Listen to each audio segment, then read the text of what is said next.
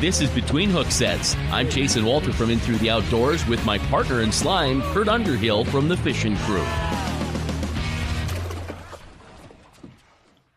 What is up, dude? Not much. Kind of excited. You're going to have a fun night tonight. Got Bro on the show, and I'm kind of working through, did the whole Mobridge ice fishing show. It's fabulous. It was absolutely wonderful, but I shook one too many hands, I think, and ended up having some sort of a something, and I sweat most of it out last night, and I'm just I hope it's gone. So it's not the influenza. We have 10 positive cases now up here in Walworth County. So we had 0, and now we're working our way up. But whatever, you just don't want to have that new super flu because I hear that's ugly.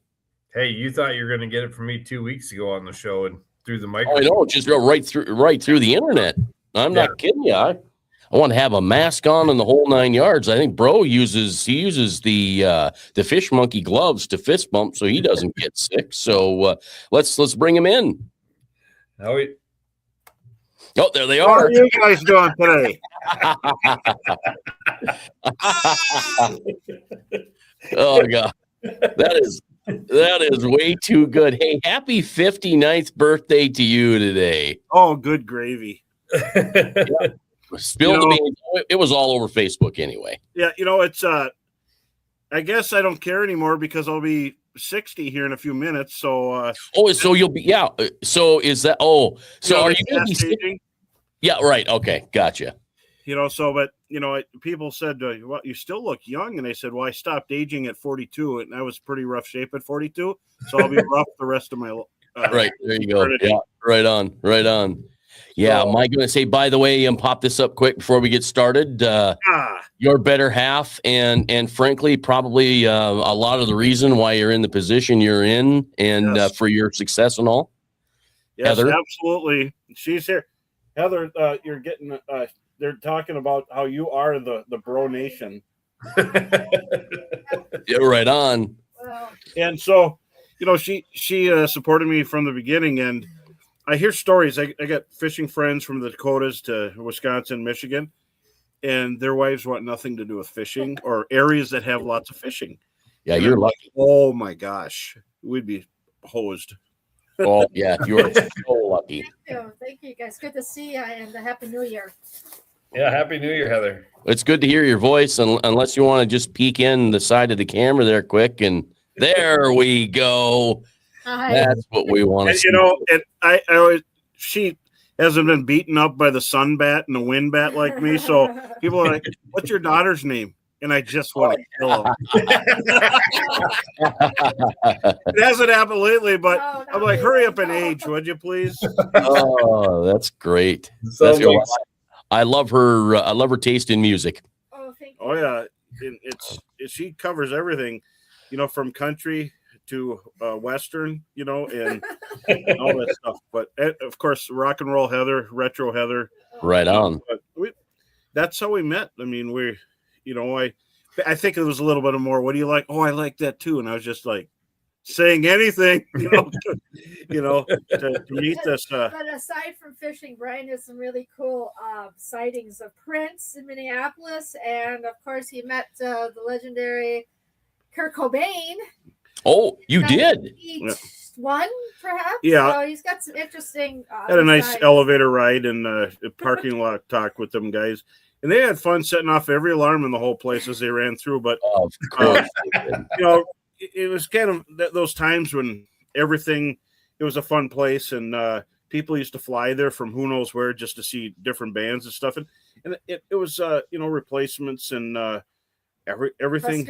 Husker Du and Bob Mould. Any of that stuff was really cool. But I also seen, Kenny Rogers, Willie Nelson. Sure. So it's just fun seeing people at the top of their game in music, and it's just fun. But now it's a little different now. It just got to be maybe you got to drive through certain places, but it's sure good to be a fishing guide, and we made it this far, and we're not rich. We're just happy. Yeah, well, that's the thing. You're living the life, and then you get recognition like this, and this is a huge honor, and you're right at the top of the list, and that's the reason we're having you on tonight. It's amazing. I'm very happy. Thanks, Jimmy. And Jimmy Bell is one of the best anglers there are out there in the tournament scene. A lot of people learn from him, and thanks for that. And it's, when you put your nose to the grindstone, sometimes you lose track of time, and it doesn't seem like it's been as long as it has. I'm going on my 32nd year, and so kind of got thrown to the wolves, and into guiding. I've always wanted to do it, but you're like, okay, I'm not ready yet. I'm not ready. Okay, we need you to take these guys. Okay, and you're out there. Next thing you know, you're using what you had, but we did. That was back when we used like stone wheels and had to look right. Well, yeah, broomsticks and nails. I mean, that's how it was done, right? It was, and looking for weed tops and basic, electronics, but it's marker still buoys and yeah, it's just like Hawaii. Wind's going into a point. Oh, there's mud. Let's throw on the edge of the mud. Leach likes the same thing, a rocky point where the wind's blowing in. You're a hero. Calm day where you can see the bottom of mayflies, you're zero. That's just how it is. And if you get a few fish, you're like, well, how many guides caught one today? Oh, none. Oh, I did good. I got 3. So it's been a long time, but and there's so many people along the way, especially Al Linder. He's a big influence. Dave Gens, and I ran with him a lot. And when you switch, around on different teams, people don't know that stuff. And we fished many times together. And back from USL when it became Clam, I was there. And fishing gives you opportunities. I was able to work with Frabel when it was a small, company that was on the grow. And so, from Clam to a big opportunity there, and they got so big that they ended up selling and so small mom and pop things and companies are fantastic. Northland Fishing Tackle, my first sponsorship. And, I remember, I want to say it was 26 years ago, I got a cash sponsorship from Dwayne Peterson. And I'll never forget some of his advice. He told me, don't walk in anybody else's footsteps, stay out of their shadow. Second place sucks, Yeah. How you doing, Corey? Thank you. And stuff like that. Good to see you.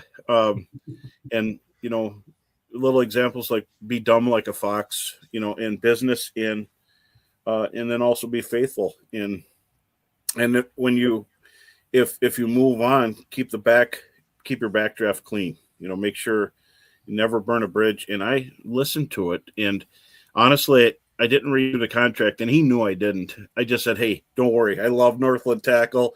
I'll sign this, but you're already good, because I used to stop down and visit and give them some ideas.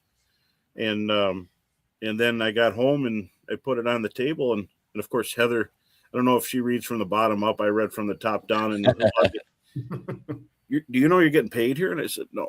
And she's like, hey, can you get more of these? I remember that day, and I'm like, oh gosh, I was so embarrassed, and so I got tackled in that, and just the people you meet along the way. But another influences, Jeff Kolodinsky from Humminbird, Johnson Outdoors, when I was at Frabel, and the advice I got from him and the positive from him. John Peterson, his creativity, what he did just by working hard.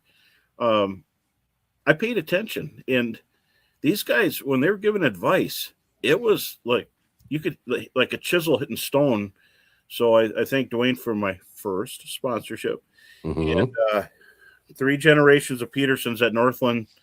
So it's we got Jace and Charlie Peterson running Northland, and Jace is the brand manager. Charlie is marketing, and they're big time with GSM and 35 companies. But along the way, I mean, there's so much you could just talk about but influences.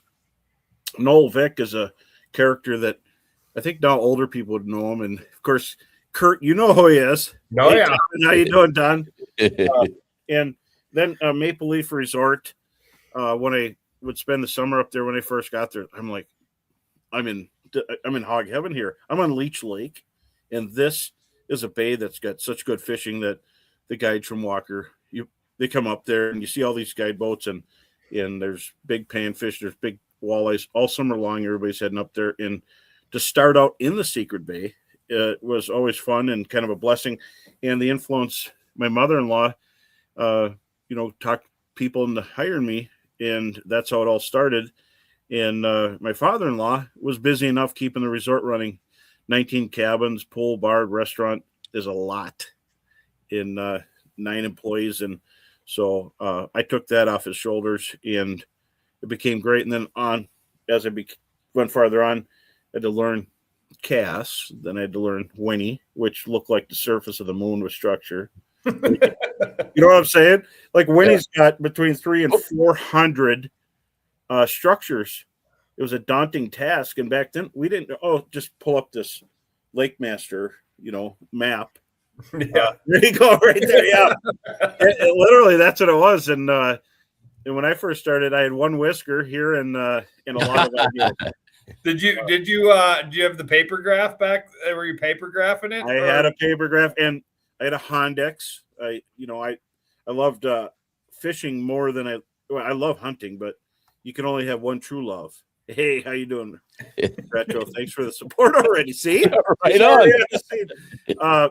But so, over the years, technology advanced, but that advancement to be able to see your lure, go down the hole, see the fish underneath, and I tried the Lowrance green box, and I could see a little bit, and I'm like, this is fascinating, and I didn't see rods or reels in tackle. I just made them. And I thought, I'm tired of having line all over the ice. Back then it was jiggle sticks. And then a little bit later, they came out with the little schoolie reels. And that was nice, but I used an open water reel on a broken rod tip, and it was great. And all these years later, you start thinking, it was all this people wanting to get into something new and make it easier. And then meeting people along the way, Doug Stange, he was a man that had tons of advice. And of course, the Linders made ice fishing look fun. Watching Al Linder go lake trout fishing and everything. But I don't know if you guys, I'm putting my dust on me, but Virgil Ward, here's a guy that's salt of the earth. And he, championship fishing, he started the show, and he's always having fun. And it was always about fishing. And, it's not like anything now. There's no drones or anything, but they worked hard. They made it look fun. And even back then, Roland Martin was on TV. Hey, how you doing? So everything is a culmination of everything together, but it was incredible having the ability to guide. And, there's not a lot of money. I mean, I'm just saying, you're making a living, but I wanted to wake up in the morning and be on the water, so hey, Honduras. Oh, look at that. Wow. Well, yeah, the only ice you have is in your glass, right? Yeah, right on. Here's to you. So you go back when I was a kid, when I was 9 years old, I was running the Mississippi River in shallow riffly water in a Lund boat up and down the river, and I learned right away after I had to roll back one time about 10 miles upriver. And when you're rowing, you're looking at the same tree for a while. You're like, okay, I really got to get going to get past this hurdle. And you get home and you're like, okay, I'm going to concentrate on upriver because motors weren't that reliable. And you learn how to read water, because if there's a V, you're about to flip the boat, or you're going to end up in the front of the boat from the back. And so it was kind of cool. And now I think, at 9 years old, that's child endangerment, but from a farm laborer family, we know how to rough it out, right? Right. Yeah. I mean, you started in this game, like I said, it's kind of been your whole life, and you've seen a lot of changes, been part of a lot of changes, right? I mean, you've kind of helped innovate a lot of things in the game. And would you going back to talking paper graphs and the Lowrance green box, would you ever think we are like, I sometimes sit down and think like where we're at today, how can we get any more crazy? Right. And I can't imagine being like, take ourselves when we started, put it in today, and then take 30 years from that and see what it's going to be like. I mean, it's just, I just cannot believe it. You know, they were worried about the AquaView. I remember when that came out, had to have one, bought one from Jeff Arnold at Reed's, and you know how he sold it? He just put it in Heather's hands. Here, take this. Oh, sure. But he's working 4 sales at once. I love watching him. He really is a Pied Piper of consumers, and he would gather up and make sales. But so they thought that would ruin it. No, it didn't. Made it easier to watch a waxworm disappear and set the hook on a bluegill or perch. But in locating fish, you know, in tournaments, it still is very viable. But you know, with forward viewing, I don't know. There's been so many things. I think when the first map chip came out, and I had Lake Master Map, they let me have it a year before it came out. I was a kid in a candy store in Lake Winnebagosh. There's so many things. I said I knew there was a hump here and a hump here. This one had eater walleyes. This one had big ones off that tip over there. And then here with the map, I find out they're connected with a saddle. And oh boy, was that good fishing there. And so I tell you, so now you go out there and you go to a spot, there's holes. You go to another spot, and you can do this across the whole lake, any lake. And now the B spots are the spots, you know. And back in the old days, before all of it, I would just grid the lake. And it's a daunting task. You look at the lake, and there's no tracks out there, and I've already got schools of fish, but I'm like, it's not going to be enough. So I just go across the lake, and I hit break lines and grid, and I just do a football field at a time. And I remember in the day, you know, before all the technology, I had basic handheld GPS, and we just have a mark on it, you know, and you put a date, and you watch the date, you see, give it a name because there's no hump names, and I built up 35 to 40 something schools of bottle rocket perch, big jumbo perch, and without humps, you just drill. And now I look at where I found them, I would never drill them open now. So I think sometimes it's better just to drill, you know, and unplug in. But it took a lot of time to do that. And but over the years, I like the maps actually. It's, you know, but people, they do have the map too, so you have to think outside of it. And then even you know, back in the day, so my first portable fish house, who did I buy a flip style fish house from? Dave Gens. So I met Dave Gens outside of Vados Express in Spring Lake Park. Went there and I seen his fish houses, and I'm like, flipping is better than trying to set up, you know, something else. You know, they had a one pole system. Old canvas tarp. Yeah, and here it is, and there's a pole. And I'm like, I like this flip style. But I always got buddies I want to go with. So I got the 2-person, but I was on the outside, so I could come and go as I pleased. They had to climb out of it. And I actually just talked to him tonight, and I'm like, you know, I like that idea. And I made sure I was on the outside, you know, because there wasn't 2 doors, and we used that until we ran it ragged, but it was a lot of fun. And then the Grizz, you know, meeting the Grizz at a young age, and you know, I don't know, we just got along great, and he's a super good angler. He conquered areas outside of where he's at. You know, was up at Winnie snap jigging and created rip jigging, and he had flies. He was just hammering fish, and all these years later, he's still going. I mean, he's guiding on the river, and he's doing all this stuff. So it's kind of cool, I think. I mean, wouldn't you guys agree? Water keeps you young, and the fishing and stuff like that. Yeah, I agree. It's a ton of fun, you know, and if I could get on it more, I'd look younger, but you know, maybe that'll happen this summer. You know, I don't know. I have no idea, but you know, you've done absolutely anything and everything. I'll pop this up quick. Got the Bro Road Show. That's always popular, and that's kind of a seasonal thing, right? Yes, in and out. And then this, we go back how long ago was this? Because I remember this as just a regular average person that liked to fish and watched it before I became famous because of Between Hook Sets. Well, we did that the year COVID shut everything down.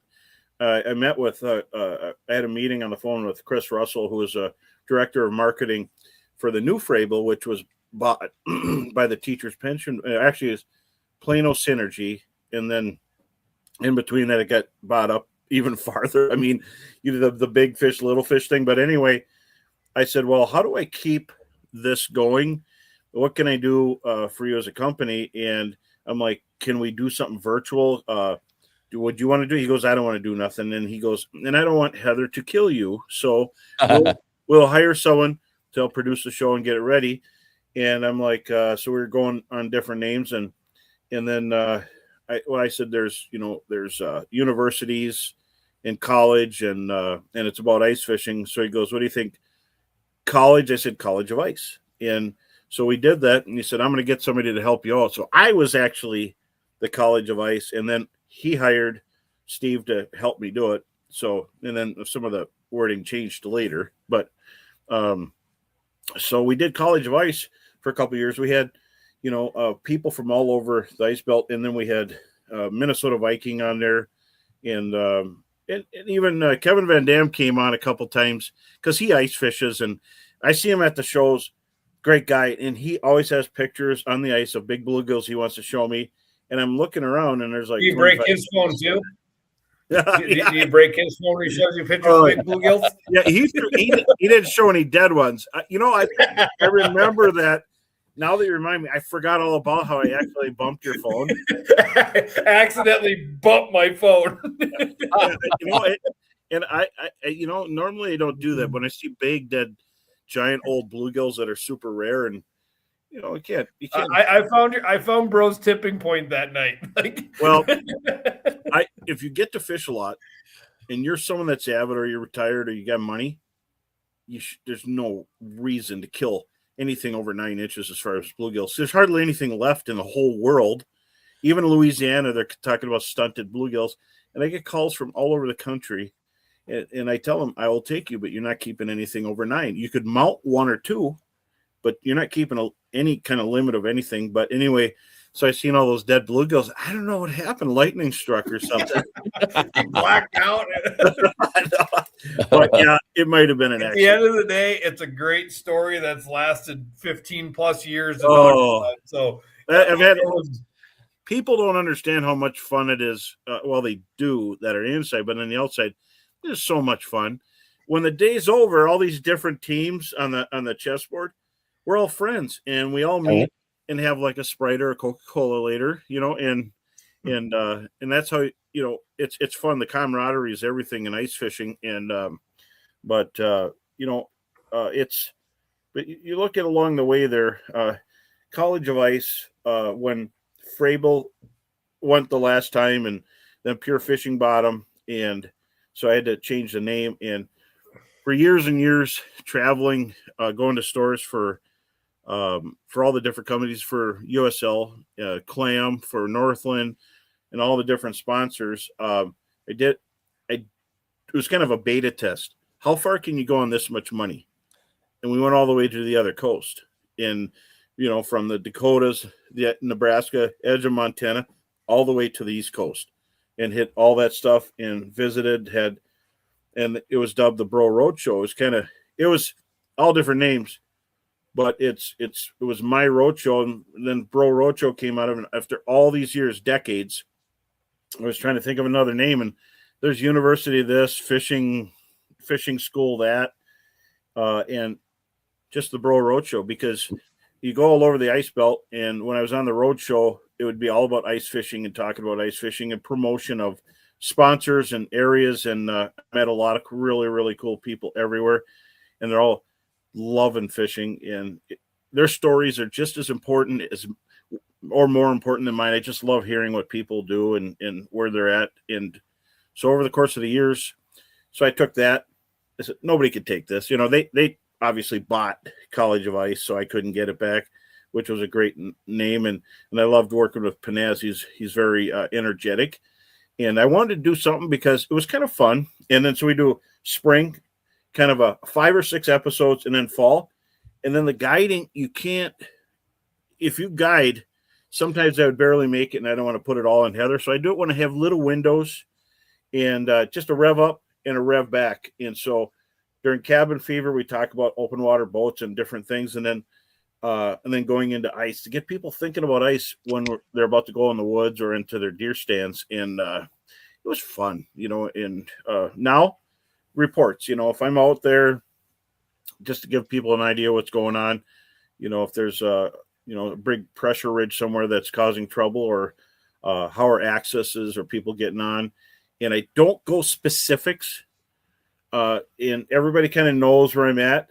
I'm just slightly vague. I'll say of 3 lakes, because telling a spot, you're marked for life. If you're a spot teller and you say a small lake in my neck of the woods, they're not happy that you're sending people to a little lake, So I'll mention big bodies of water, and I'm not always on big bodies of water. So I'm real cautious with that. And I understand there's people who live on a lake, they're retired, they work their whole life to be there. And now there's somebody there every day, just, turning it into a meat packing plant. And so I'm real cautious, and I've always been cautious of the carbon footprint there. But I'll give reports, and you can figure it out. If you watch the video, you'll figure out if I'm on leech, cast, Winnie, Bemidji, and that stuff. But big lakes, giant lakes, I'll talk a little bit about. But I think we all have to practice with caution, because there's a whole bunch of people that love their lake. I will tell you, I've had the pleasure to fish with Bro, and you do not spill waxworm dust on the ice. You walk in the same footprints he walks in, and when you're done, you kick the slush. Do not kick the slush away from your hole. You kick it in when you leave. and when you're done, it's almost like a Zamboni came through. And the Zamboni effect, and the reason is that not because you're going to lose a spot, but if 200 people hit that spot, the fish lose. Mm-hmm. And it's over. It's my theory I've come up with, like even on, the lakes that we just mentioned. If you pound a spot, it's done. Now for a while, it takes a while to recharge. If you take drops of blood, so it's a doctor and a patient. Instead of taking a pint of blood out of a spot, you take a couple drops and go to the next. And so, I'll have 3-4 dozen spots for walleyes. Some of them there's nothing there, or they're not biting.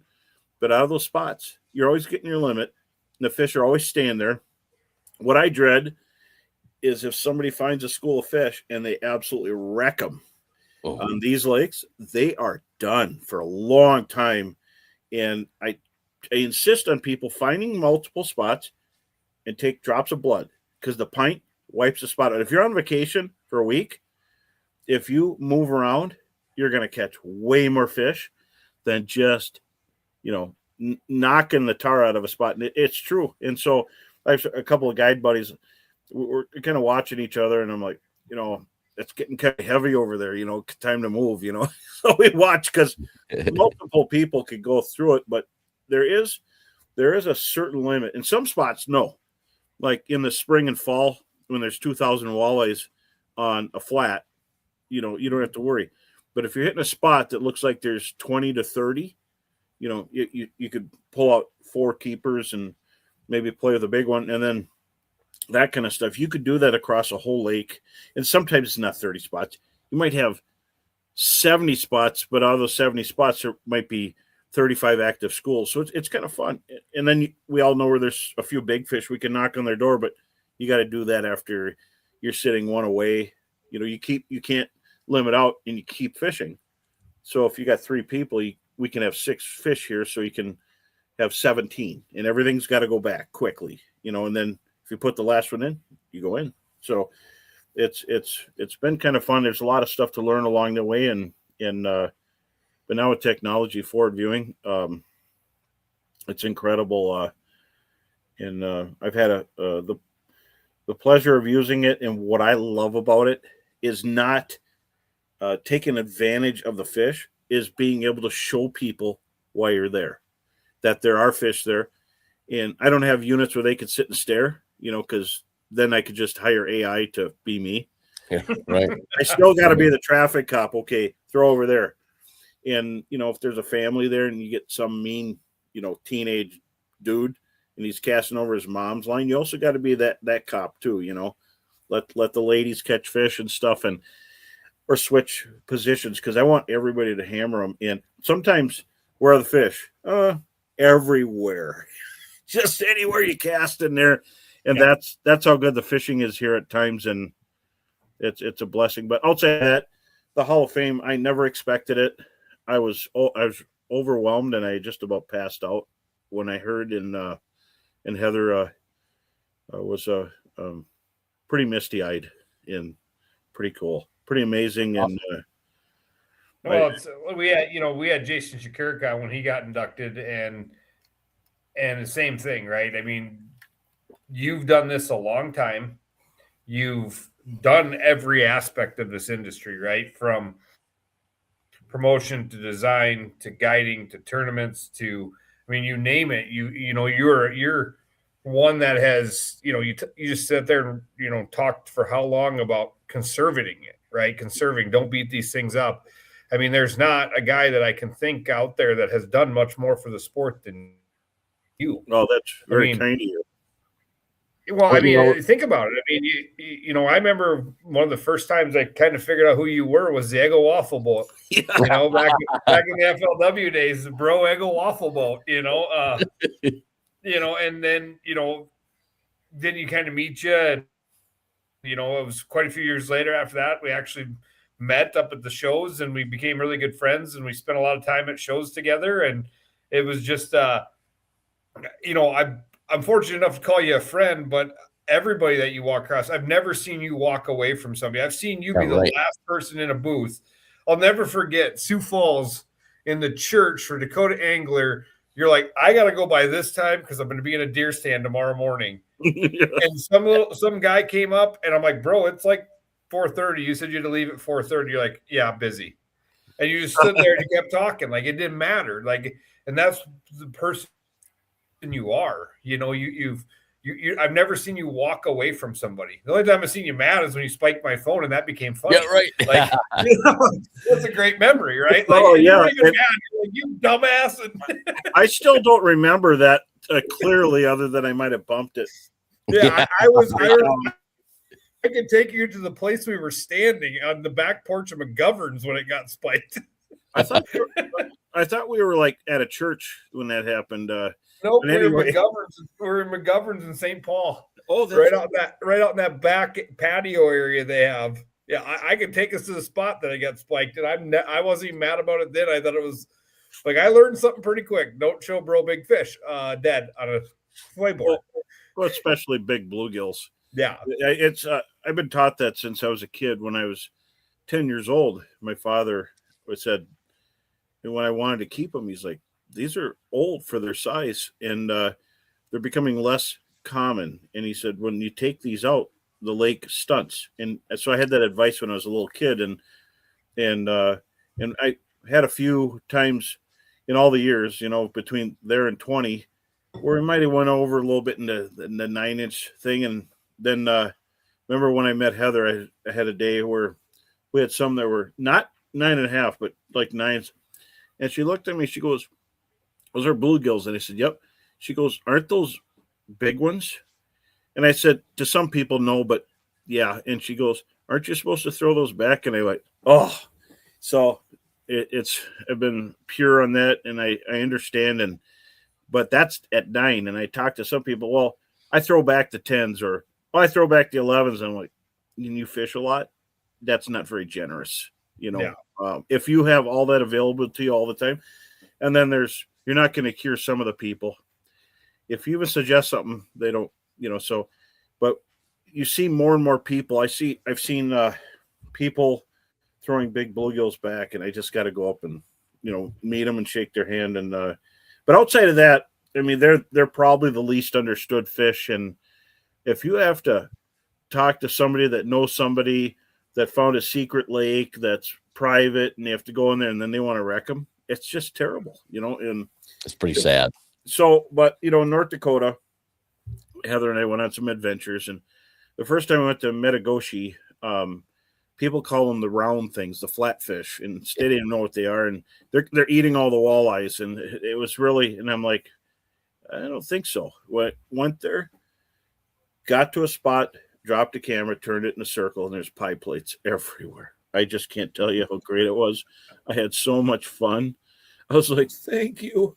And just so happy. And I had a guy come over by me. He came out of a spear house.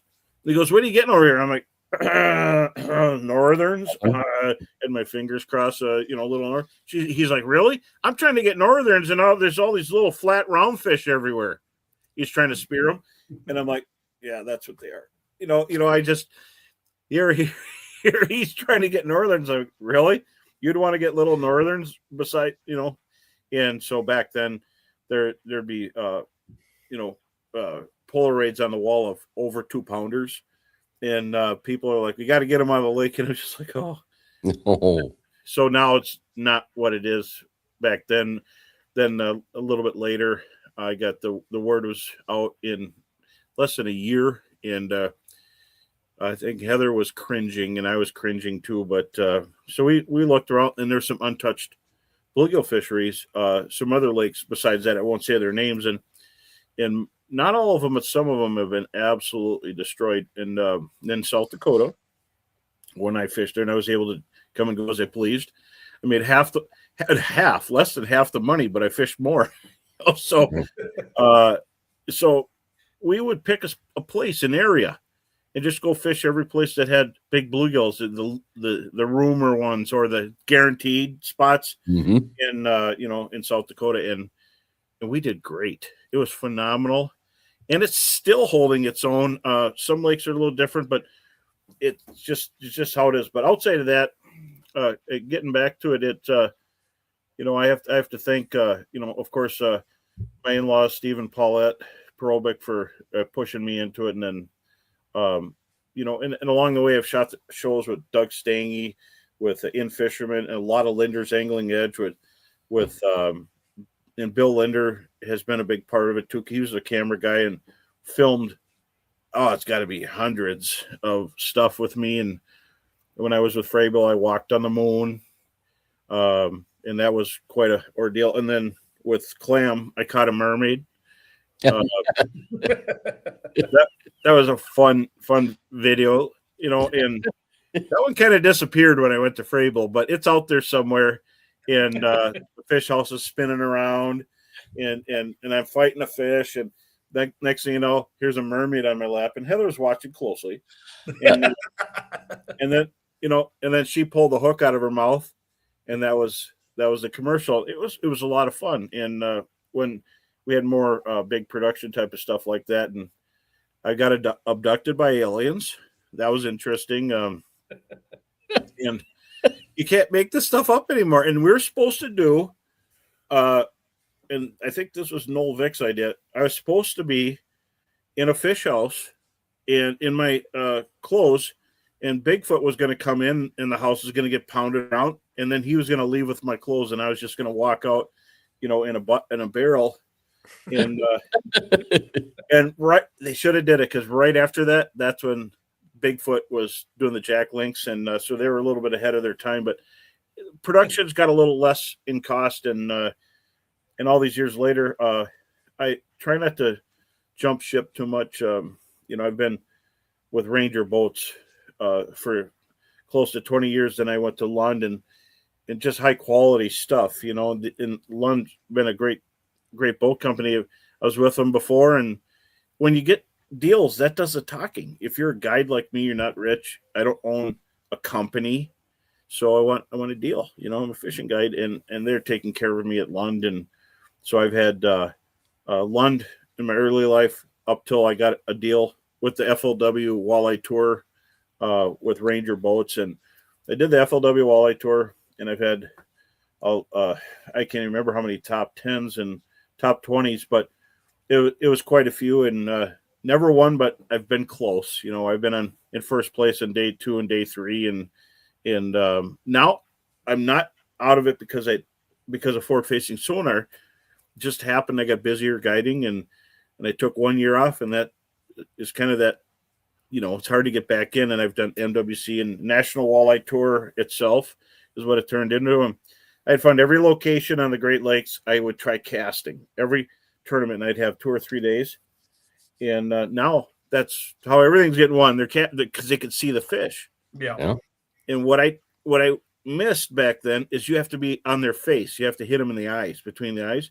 And back then, I just was trying to cast where I thought I seen them, on the regular stuff. But anyway, so tournaments are fun. Help me probably to be a little better guide, a little bit more useful of the client's time. But after all these years, it was fun being a part of this. And this is not a slouch place.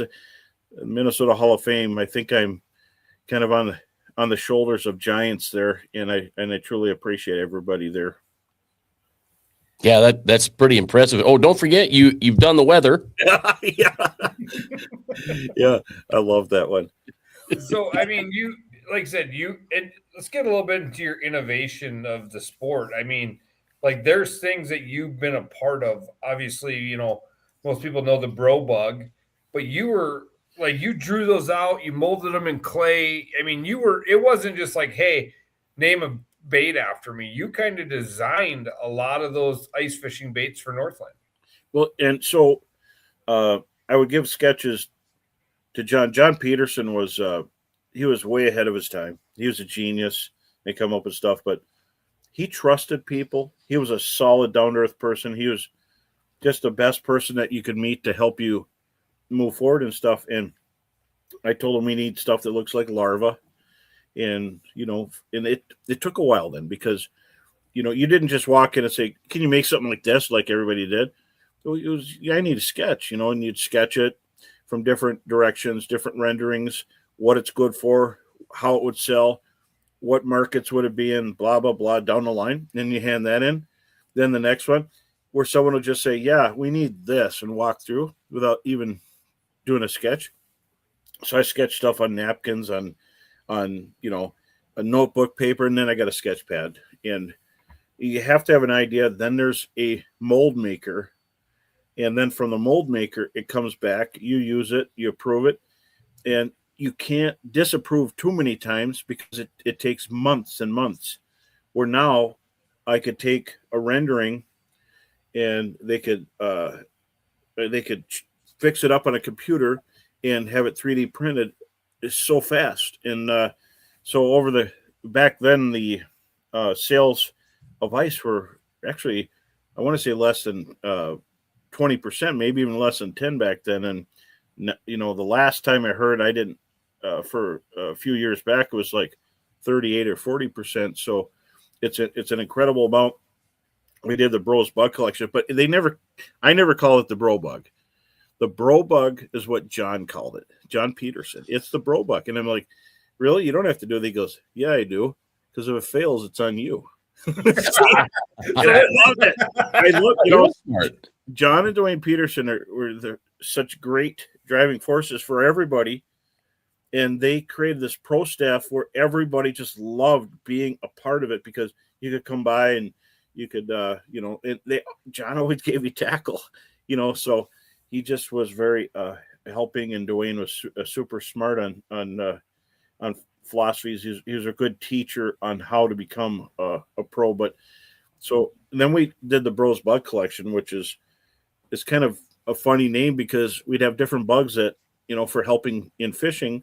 We had the gill getter, which was flat and it darted forward for fishing bluegills and weeds and stuff like that. And then the mud bug, the clue how to fish it was in the name, pound the mud bug for big perch. And it was a fast faller, really cool hooks that had really, really sharp hooks. And they had to be the right bend, 60-degree eyelets so that the lure would sit right. You could use a loop nut, you get it to rock. The bloodworm, which was tremendously popular all over. And plastics were kind of a new thing in ice. So making a little bloodworm with segments and, that was one thing. Scud bug, which was a freshwater shrimp, it came curled. So when you jigged it straightened up and they would kick back. And super popular in the New York and 10,000 Islands area. The perch, people had them, just pounded them. And then small tackle worked really good out on, around the area of North South Dakota, because they eat them tiny shrimp. And but there's a lot of different shapes. The slug bug was John. The hexie fly was a name I came up to do something else, which became part of technology because quarter wave technology. But there's a lot of that stuff. And puppet minnow. To be truly faithful to Northland, I need something like that. So we came up with our own darting bait, fin darting bait. And what a great name. And no one had it. So hexie and that kind of stuff. But and along the way, a lot of things, there's some stuff come and go, and it depends on who's ordering. And you have to order a certain percentage to keep something around. And that's in every company. Because when you bring in something new, and new is important, it also feeds off the back. So you have to get rid of stuff, because if you get thousands and thousands and thousands of SKUs, something has to go. So it was kind of fun to be all a part of it. And I'd rather be a part of it than be to be the guy that owns it or do that. That's an incredible amount of work. And I'm glad that they left this legacy and retired, and they get to have fun with their grandkids and generations. And I'm still guiding, so I'm very happy. Yeah, that's. So, I mean, you went on more than just with Northland. I mean, Straight Line Reel at Freyville. Yeah. That was you, the bro band. I mean, I don't want to call it stupid, but like a rubber band around a reel seat, or around the front of the rod. And, I still use the bro band to this day. Well, and so when I brought that out, people didn't know how to have a dead stick. There was no, bait runners at the time like that. So you pinch a little bit of line in to the bro band, which was a rubber band, but it had a little segment you could pull to put it in, and then set it. Leave the bail open on the reel. Fish it, pulls out the band, and so we called that the bait regulator, and they're like, bait regulator bro band. That's how things work behind the scenes. And I'm like, okay, whatever, And so when I was a kid and bro first happened, we'll just do this real quick. In fifth grade, I was known as Big Red, and that's what back as a kid.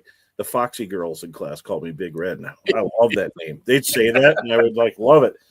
And then so when everybody's getting their names, like Woody, Stink, Booger, I was Bro, and I hated it, and it was more of a way to kind of jab at each other. I love it now, and you don't get to pick your own nickname. If you pick your nickname, you can't pick your nickname. It's just wrong, But I'm so glad I didn't end up one of those other nicknames. But now I don't like Big Red, and I like Burrow. But so that's how that happened. So, and then at Freyville, we created a bunch of stuff under me, the fish houses, the Bro pop up, the Bro sidestep house. So we had the first side doors in, and then one year we wanted to design a fly reel for ice that had multiplying gears in it, so you could actually reel in a lot of line every turn. And we came out with it, and it went from basic, like a heavy duty fly reel, to a free spooling one with a button. And that's when things started changing. So I had a whole Bro Series line of rods and everything, and it was fun. And I'm a simple guy. It was cool, and that company sold, the owner retired, and some of that stuff went to the wayside. But I enjoyed it while I was there, and loved using it. And I've had clients here recently who had them, but I've also used St. Croix for years and years. Ever since I bought St. Croix rods, and back in the days when Thorn Brothers had their rods, because I shopped at Thorn Brothers and the original first store of Burger Brothers. So I got to meet all these guys who are on the voting. I'm hanging out at their store when I was a kid, and I love St. Croix, everything about it. And man, it was like 20 years. And I always had St. Croix for open water. And it was when Freyville went, I felt bad. I lost all my namesake rods, but I got to use St. Croix now. So custom ice, that's not a bad thing. And just because it's not a Bro something, that's fine too. I mean, they are amazing, and they make these really high-end rods. And they roll them right there. It's like going to a bakery. They roll it right there, so it's really, really cool. Yeah, and St. Croix is I've used them for Dwayne actually turned me on to Rich Bellinger at St. Croix, and I got a sponsorship through them, and it's been probably around that 26-year mark that I've always used St. Croix. So that's every year. Even though I had my Bro Series on ice, I had St. Croix rods, and they're just simply the best on earth. Boom. So now they got 7 reels, which I was so happy. I like that they have them. They have them there, so it helps for combos and referring people what to use. But so that's how stuff happens, and they make so many rods and for so many different uses, from saltwater, of course, all the panfish, walleye stuff, trolling rods, muskie rods, you name it.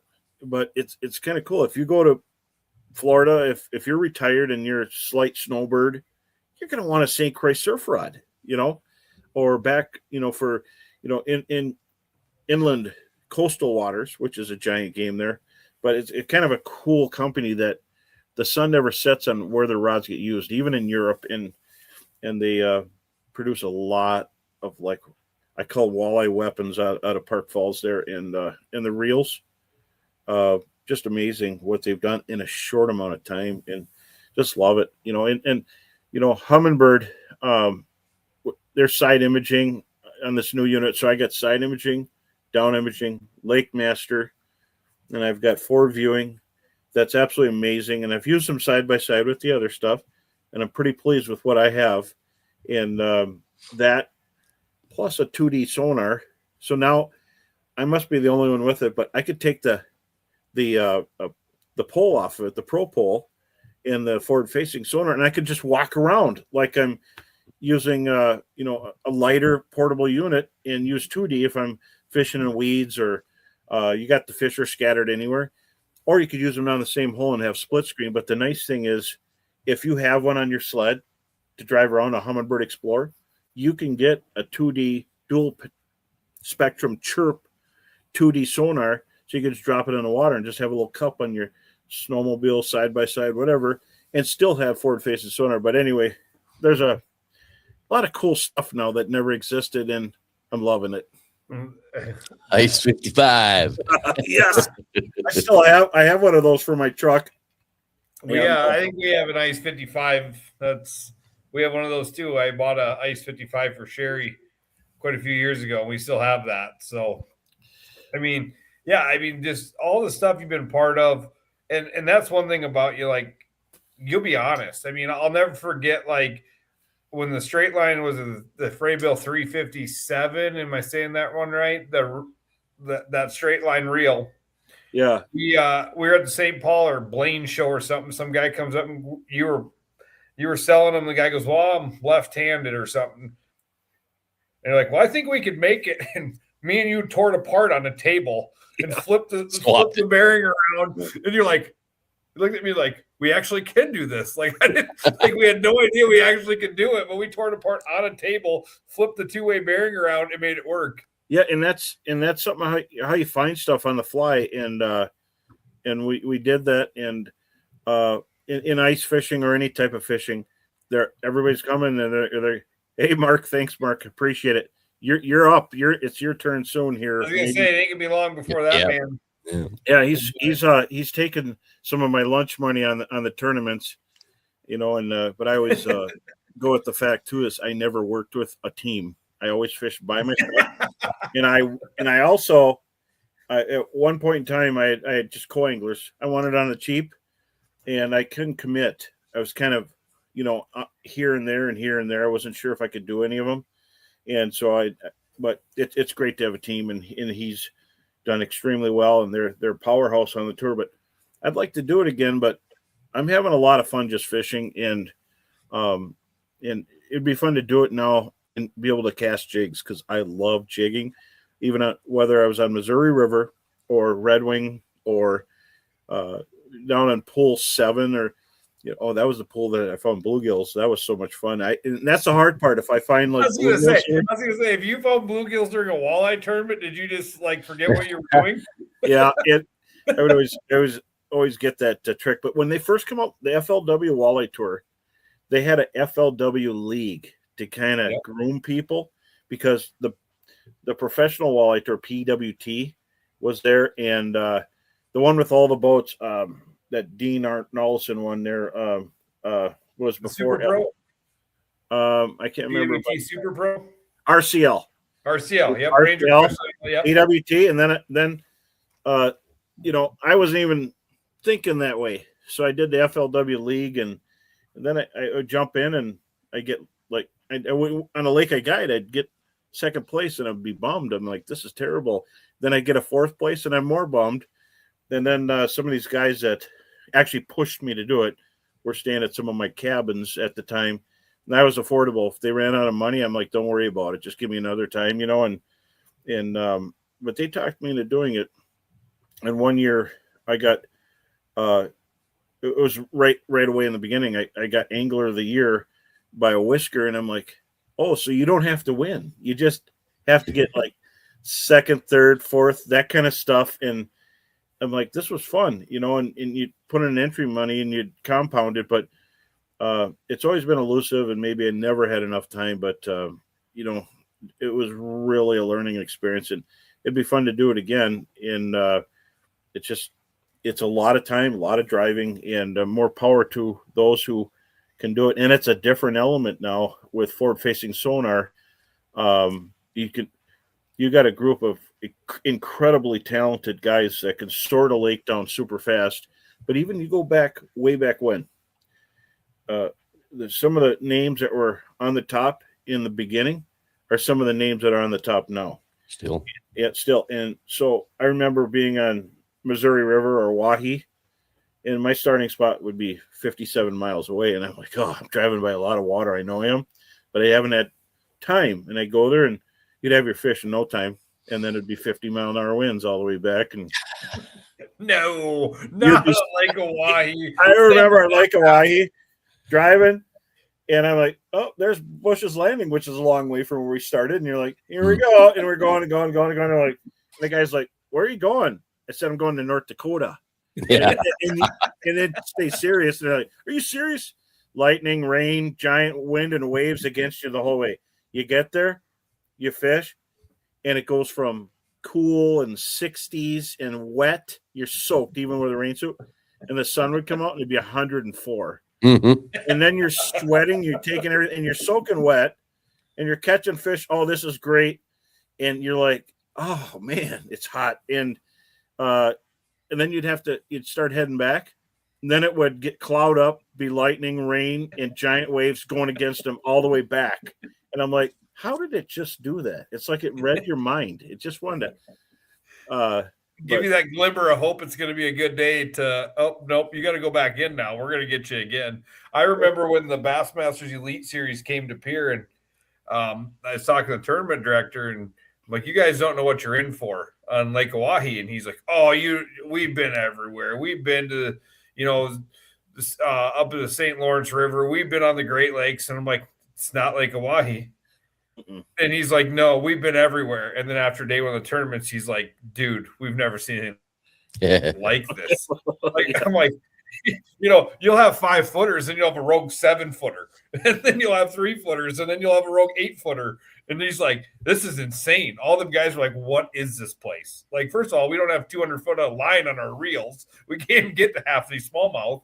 It's incredible. But one time I was there, and I had such a nice school of fish, and they were really close by, 20-something miles away. And I was pulling. I had 27s in this spot, just checking it here and there, just not to bother too much. And on day of the tournament, it was loaded with smallmouth bass, loaded, and every cast was a big smallmouth. They were paper thin, but they're big and fun.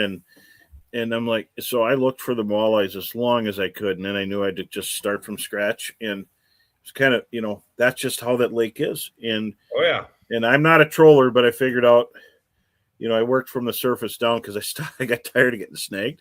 So I literally had my crankbait, probably 5 feet from the board and just touching the brush tops, and we hammered fish really fast and went in, and every time I was there, I caught a walleye over 30 inches the day before the tournament pre-fishing, and I'm just like, and that is such a big playing fish in that one, and so it was the curse of the 30-incher over there, but I've done, good enough, actually fairly good there. I think I can't remember if it was a 7th or then one was 30th, and then the guard event I was second, but it was a lot of fun. What a great place, and then going up to a Mobridge and then fishing up in Bismarck. Bismarck was very interesting, pitching at sandbars, and you learn so much. And if you're young and thinking about doing this,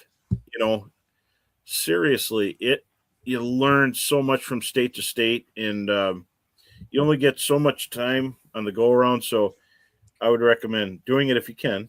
Don't overextend, but it's so much fun. You have to learn the body of water good enough to be a local guide there, and these guys are doing it.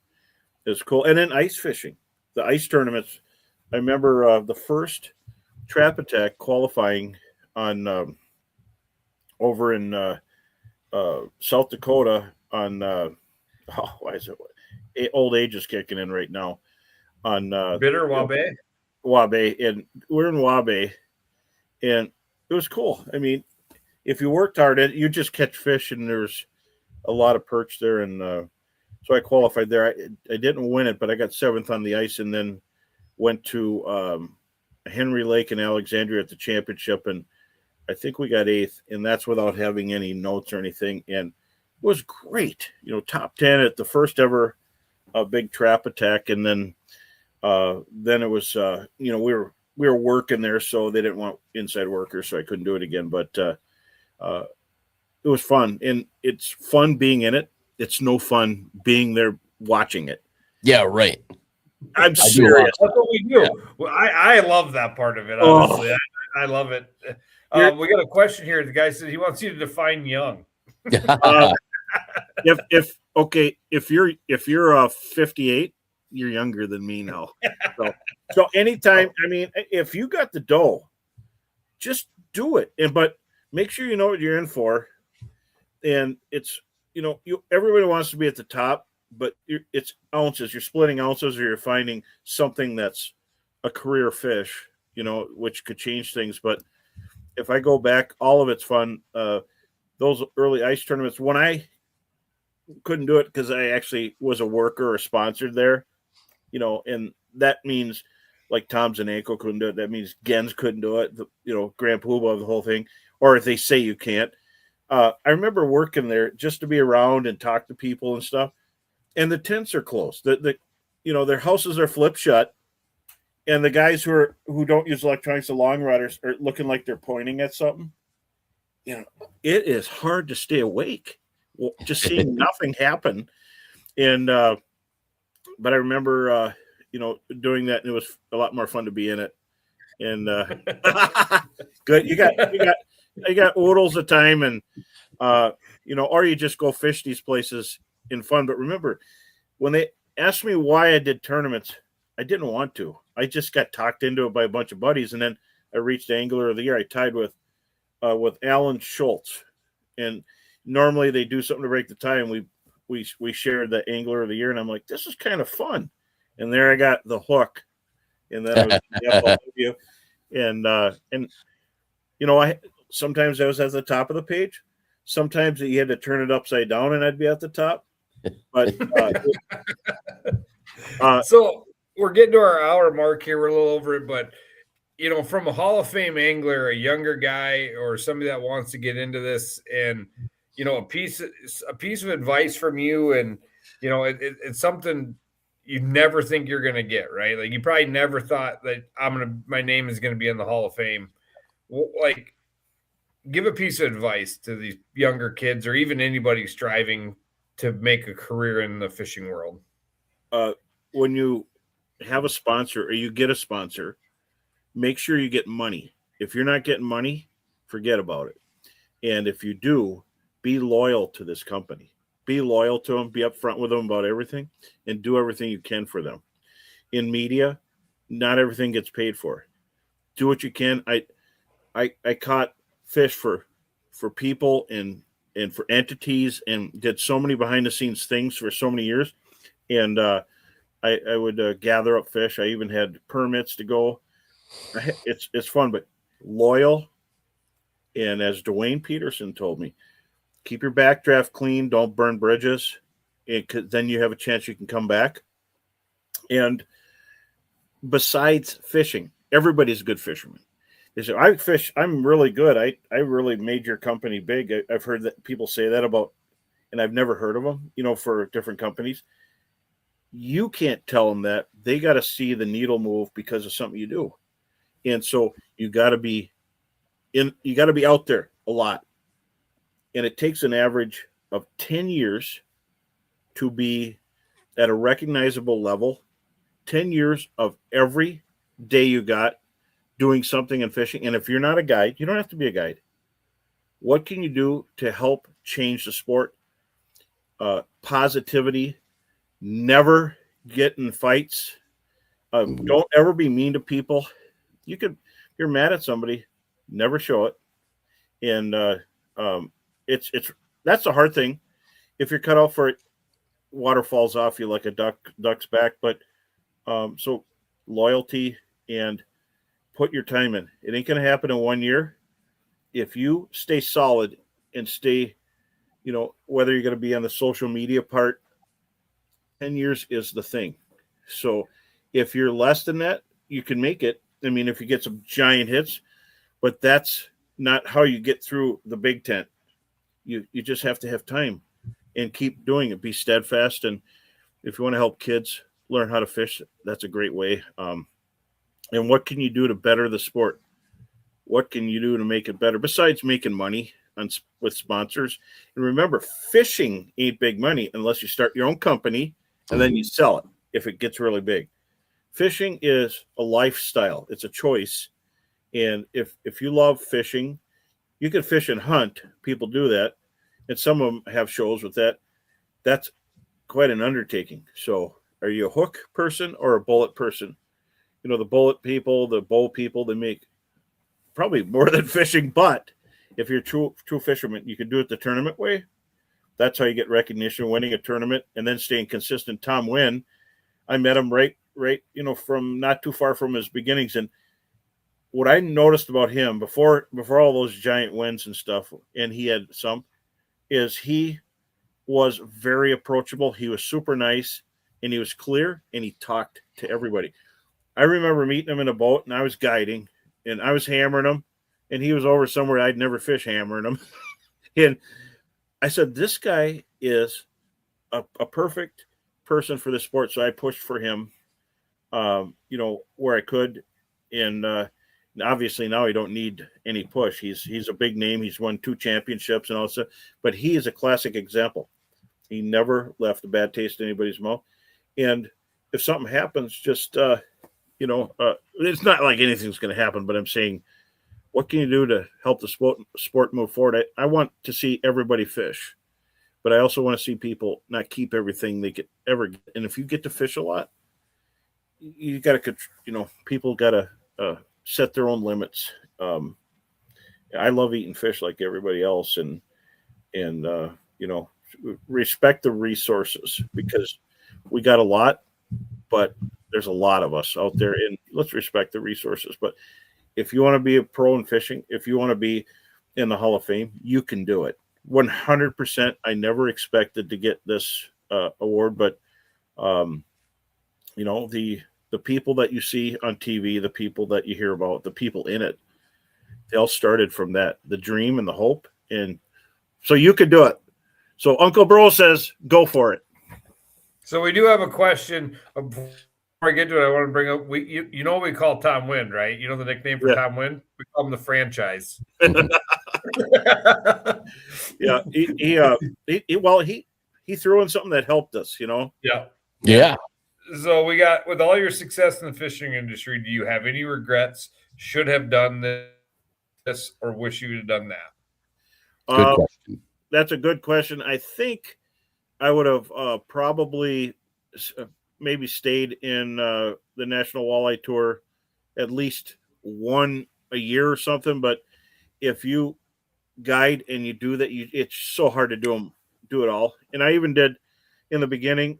I probably wouldn't have stopped doing the Gary Roach Invitationals in Canada. I did Red Lake. I did Pine Falls. I did Menaki. So I did those tournaments also.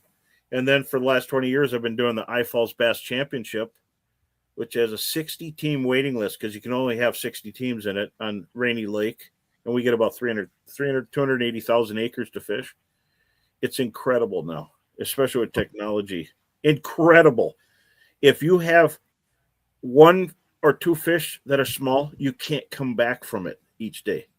And so you get cut at 54. So if you're on a 60-team waiting list and there's only 6 open spots, 5 open spots, that's like forever. So right. I gotta tell you, the stress is on. And I fished with Heather last year. She couldn't do it. She was still sore. She had a tumor removed, and thank goodness it wasn't cancer. But she, it was a big deal. And so Nick Cox from Razor Augers jumped in, and his eyes were as big as saucers when he was at takeoff and seen all the tricked out fighter jets there in the water.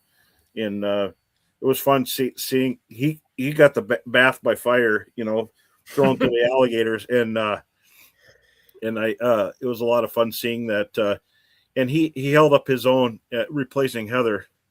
But she came up on stage after, but it's fun. Find your niche.